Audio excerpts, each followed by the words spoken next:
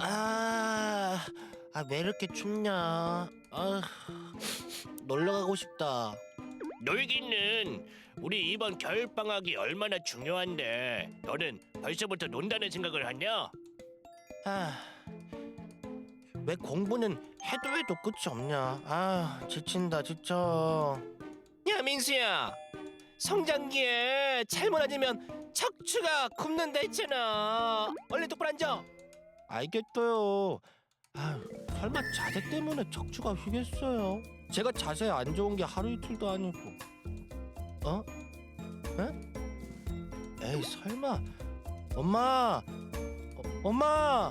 저 어깨 높이가 다른 것 같지 않아요? 어머, 이게 뭐야?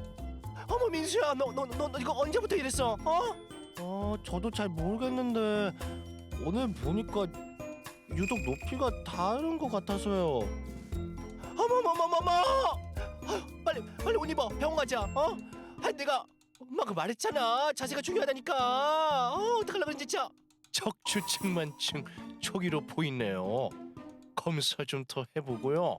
치료 시작하시죠. 습관이 무섭네. 무서워. 올바르지 않은 자세로 살다가 척추측만증 증상을 보인 10대 청소년의 사연이었습니다. 오늘 활기찬 클리닉에서는 척추측만증에 대해서 알아봅니다.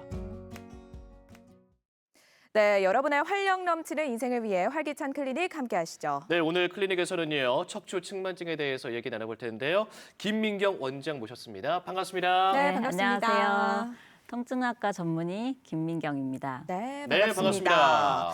오늘은 척추 측만증에 대해서 이야기를 나눠볼 텐데요. 많이들 알고 계신 또 질병인 것 같습니다. 그런데 좀 자세하게 척추 측만증은 좀 어떤 증상을 나타내고 어떤 질병인지 설명해 주시죠. 네, 척추는 일단 목부터 허리까지 일직선을 이루는 것이 정상입니다. 네. 근데 오른쪽 엑스레이 사진을 보시면 척추가 한쪽 방으로 틀어져 있죠.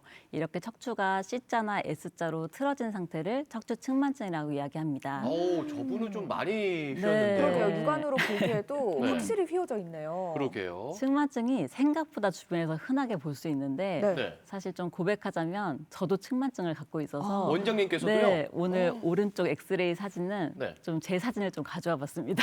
잠시만요. 방금 봤던 그 엑스레이 사진의 주인공이 원장님이시라고요? 네. 제가 죄송합니다. 네. 척추를 봐버려요. 제가 또 너무 심하다라는 그런 표현까지 했는데 네. 죄송합니다. 아이고. 측만증 진짜 좀 많이 들어봤던 그런 질환이에요. 네. 그래도 우리 원장님께서 척추 측만증을 지금 이거를 앓고 계신다라고 말씀드려야 될지 네. 일단 지금 척추 측만증이라고 말씀하셨으니까 그 누구보다 잘 아실 것 같은데 네. 이게 종류도 좀 다양합니까? 네, 측만증은 네. 가장 대표적인 것은 성장기 때 생기는 청소년기 특발성 척추 측만증이 네. 전체 측만증의 85% 이상을 차지할 정도로 대부분의 경우가 사실 여기에 해당됩니다. 그러면 원장님께서도 여기에 속하나요? 네, 저도 성장기 때, 중학교 때 발견된 케이스인데 그렇군요. 이 특발성 척추 측만증에 해당되는 상황입니다. 그리고 이 외에도 드물긴 하지만 네. 엄마 뱃속인 태아기서부터 생기는 선천적인 측만증도 있을 수 있고 네. 신경질환이나 근육질환과 동반돼서 나타나는 측만증도 생길 수 있습니다. 네. 그리고 이전에는 측만증이 없었는데 나이가 들어가면서 측만증이 생기는 경우도 있는데요. 나이가 드시면 이제 노인분들의 경우에 척추에 협착증이 생기거나 골밀도가 약해지고 그 척추를 잡아주는 근육이 좀 약해지면서 네. 척추가 틀어지는 노년기 퇴행성 측만증도 생길 수가 있습니다. 척추가 휘었다고 해서 다 같은 또 측만증이 아닐 텐데요. 또 대표적인 종류 중에 특발성 측만증을 네. 말씀을 해주셨어요. 그런데 이 특발성 측만증의 원인은 좀 뭔가요? 여기서는 특발성이라는 단어 자체의 뜻을 좀 생각을 해봐야 되는데 네. 특발성이라는 뜻은 사실 원인이 없다는 뜻입니다. 네. 그래서 오랜 기간 동안 저희 의학계에서 이 청소년기의 측만증이 왜 생기는지 원인을 밝히기 위해서 노력을 했지만 네. 사실 아직까지는 핵심적인 원인을 밝히지는 못한 상태입니다. 네. 그래요. 그래서 앞선 사례처럼 이런 잘못된 자세가 반드시 측만증을 일으키는 것은 아닙니다. 하지만 측만증에 있는 저 같은 이제 성장기 때 친구들이 네네. 자세가 바르지 못하던가 하면은 이런 측만증을 조금 더 악화시킬 수는 있을 것 같습니다. 맞아요. 제가 잠깐 지금 말씀하실 때 다리를 이렇게 네. 좀 꼬아봤었거든요. 네네. 제가 알기로는 이렇게 다리 꼬는 자세도 많이 안 좋다라고 알고 있어요. 그것도 맞죠? 측만증에 네, 많이 안 좋은 자세입니다. 측만증 앓고 계시는 분들 상당히 많으시네요. 저도 네. 사실 고백을 해보자면 희수 씨도요? 네, 청소년 때 아. 엑스레이를 찍어봤는데 오. 측만증이 네. 있다고 아. 진단을 받았었거든요. 네. 그런데 음. 뭐 사실 특별한 뭐 증상이 없으셨죠? 없었어요. 뭐 아프지도 않고 네. 잘 뭐 다니고 있었는데 네네. 약간 어깨가 삐뚤어졌다라는 외형적인 특징 때문에 음. 병원에 가게 됐는데 네. 측만증이더라고요. 네. 증상이 이렇게 없는 게 대부분인가요? 네, 말씀하신 것처럼 이 청소년기의 측만증은 네. 사실 저도 그렇고 네. 우리 MC분도 그렇고 네. 거의 증상이 없는 게 대부분입니다. 근데 경우에 따라서는 아주 가벼운 허리 통증 정도는 있을 수 있는데 네. 그것도 뭐 각도가 심하다고 허리 통증이 더 심해지거나 하지는 않습니다. 그래요? 그래서 청소년기 때 측만증이 있지만 이거를 증상이 없으니까 이제 모르고 있다가 성인이 되어서 우연히 병원에 가서 엑스레이를 찍어봐가지고 네. 발견되는 경우가 사실 대부분입니다. 그렇군요. 그렇군요. 그렇다면 이게 성장기 때 초기에 잡는 게 중요할 것 같다라는 생각이 들거든요. 네. 외형적인 좀 변화가 있을까요? 네. 일단은 네. 서 있을 때 네. 우리가 양쪽 어깨의 높이가 이렇게 차이가 나는 경우가 있습니다. 아까 희수 씨가 네네, 말씀하신 맞아요. 것처럼. 네, 네. 그림처럼 이렇게 보이죠. 그리고 등 쪽으로 보면은 양쪽 견갑골이라고 날개뼈가 있는데 네. 저 날개뼈의 대칭이 맞지 않는 경우가 있을 수 있겠고 그리고 양쪽 허리선의 굴곡에 차이가 나는 경우가 있을 수도 있고 네. 양쪽 골반도 높이 차이가 나는 경우나 걸음걸이 이상 같은 것도 동반될 수 있습니다. 그리고 우리가 여학생들의 경우에는 양쪽 가슴의 대칭이 맞지 않는 경우도 있기 때문에 네. 이런 것들을 좀 확인을 해봐야 됩니다. 그렇군요. 그 이야기를 들으니까 뭔가 저도 뭐 자세를 좀 이렇게 잡아야 될 것 같고 네. 네. 뭔가 좀 불안하기도 하고 네. 하거든요. 혹시 자가 진단 방법이 있을까요? 내가 척추 오. 측만증이다라고 알 수 있는 네네, 방법이 자가 있습니까? 테스트가 있습니다. 오, 오, 있나요? 어떤 게 일단 있을까요? 똑바로 차렷 네. 자세로 이렇게 쓴 상태에서 네. 서서. 네, 서서 이제 허리를 90도로 앞으로 이렇게 굽히게 됩니다. 네. 네. 그랬을 때 다른 사람이 뒤쪽에서 등을 이렇게 보게 되면은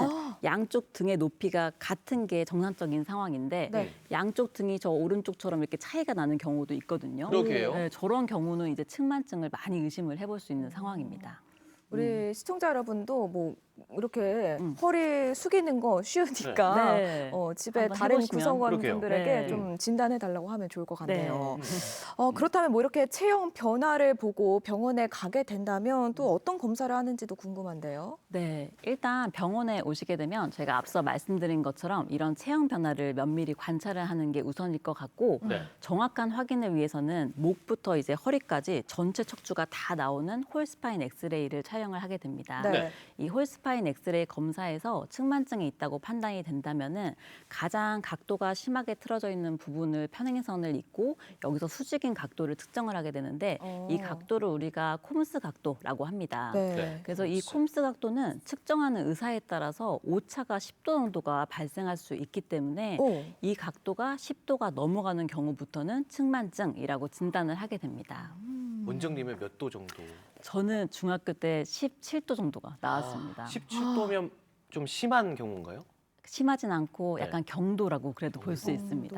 네. 그렇군요. 그러면 이게 각도에 따라서 치료 방법도 달라집니까?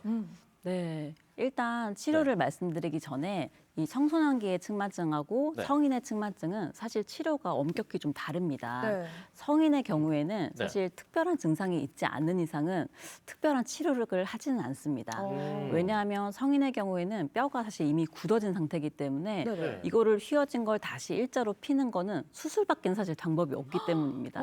그렇구나. 근데 성장기의 친구들은 조금 다른데 네. 성장기는 키가 자라면서 척추가 또 자라게 되고 그러면서 측만증이 더 심해지는 경우가 있기 때문에 이 청소년기의 측만증은 성인보다는 조금 더 치료에 관심을 기울일 필요가 있습니다. 네. 그래서 각도별로 좀 살펴보면은 10도에서 20도 정도의 측만증, 저에 해당되겠죠. 네. 그래서 이런 경우는 아주 특별한 치료가 필요하지는 않지만 주기적으로는 더 측만증이 심해지지 않는지 성장기 때는 엑스레이 검사를 6개월마다 해봐야 됩니다. 네. 그리고 그 외에도 체형 교정이나 운동 요법들을 병행하면은 이 악화되는 것 좀 예방할 수 있겠습니다. 그리고 그리고 각도가 20도가 넘어가면서부터는 우리가 척추 전체의 보조기 착용을 고려를 해봐야 되고 45도 이상의 아주 심한 측만증부터는 수술적인 치료를 생각을 해보게 됩니다. 그렇군요. 뭐 청소년기에는 이 측만증 진단을 받아도 뭐 증상이 없다고 하셨어요. 네. 그런데 이걸 그냥 방치할 경우에 나이가 들어서 혹시라도 네. 이 허리 통증이 생기는 건 아닌지 좀 걱정되기도 하거든요. 네. 사실 측만증이 있어도 청소년기나 젊을 때는 사실 증상이 없는 게 대부분인데 나이가 들어가면서 이게 취약성이 발생하는 경우가 많습니다. 네. 그래서 실제로 측만증이 없었던 중년에 비해서 어릴 때 측만증을 진단받은 친구들의 이 중년이 되었을 때 허리 통증이 생기는 비율이 2배 정도 더 높다는 연구 결과들도 있습니다. 네. 그리고 휘어진 부위가 흉추보다는 이 요추에서 휘어졌을 경우에 네. 허리 통증이 더 많이 생긴다는 연구 결과들도 있습니다. 음. 그 이유를 좀 살펴보면은 허리가 이렇게 틀어지게 되면은 보통 골반의 불균형이 같이 오게 되거든요. 네. 그러면서 요추랑 골반을 잡아주는 밸런스가 조금 무너지게 되면서 허리 통증이 조금 더 생기게 되는 것입니다. 그렇군요. 아까도 잠깐 언급을 해주셨는데 측만증으로 이제 진단을 받은 후에는 엑스레이를 좀 어느 정도에 한 번씩 찍는 게 좋다고 하셨죠? 아, 네. 그 말씀하신 것처럼 그 성장기의 측만증은 주기적인 엑스레이 관찰이 사실 제일 최고의 치료입니다. 네, 그렇겠어요. 그래서 경도의 측만증의 경우에는 6개월마다, 즉 방학 때마다는 그래도 한 번씩은 촬영을 해보는 게 좋겠고 네. 조금 각도가 심한 측만증의 경우에는 3개월마다는 확인을 해보는 게 좋을 것 같습니다. 그렇군요. 네, 그럼 3개월 저도 정도. 뭐 엑스레이를 좀 찍어봐야겠어요. 그럼요. 네. 네.